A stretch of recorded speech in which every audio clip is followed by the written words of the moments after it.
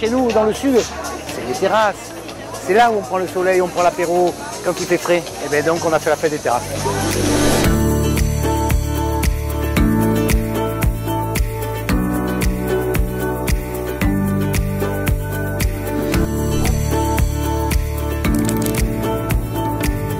On est la première destination touristique et en même temps, on a perdu une début de saison avec 7 milliards d'euros perdus.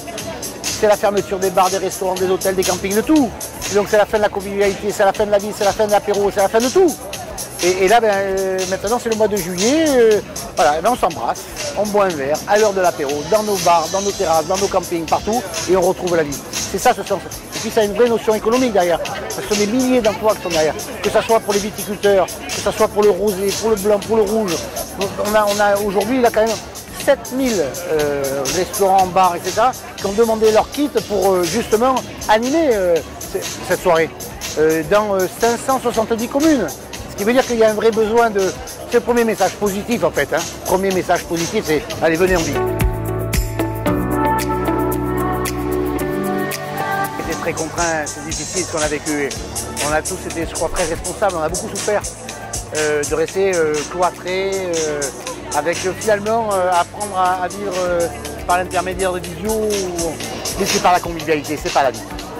La vie, c'est le charnel, c'est le contact, c'est de rire ensemble, de se passionner ensemble. Et donc on a programmé ça sur le début juillet parce qu'on pensait qu'on serait enfin ou presque de Covid et qu'on aurait la possibilité de vivre.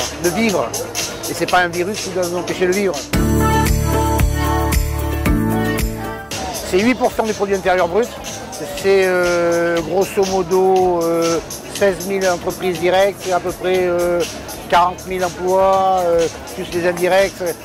Nous, rien qu'en rosier, on est le 8% de la production mondiale, on est un peu plus de 25% de la production française. C'est des milliers d'emplois, c'est beaucoup d'argent. Et en plus, c'est la protection de nos territoires. Quand vous avez des vignes et des vignobles, vous avez derrière un paysage qui est défendu.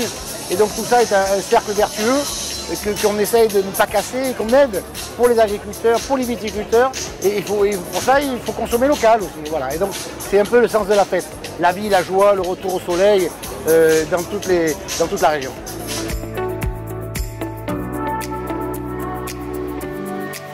Ce que je sais, c'est que là, c'est déjà un gros succès parce qu'en un mois, pour quelque chose qui est une idée comme ça, tout est parti. Donc on le restructurera mieux l'année prochaine encore.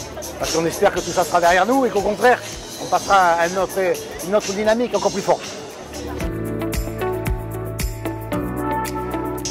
Vive Cassis, vive la région Provence-Alpes-Côte d'Azur, vive le Sud et vive la vie sur nos terrasses. Voilà, et bon été, mais prenez soin de vous.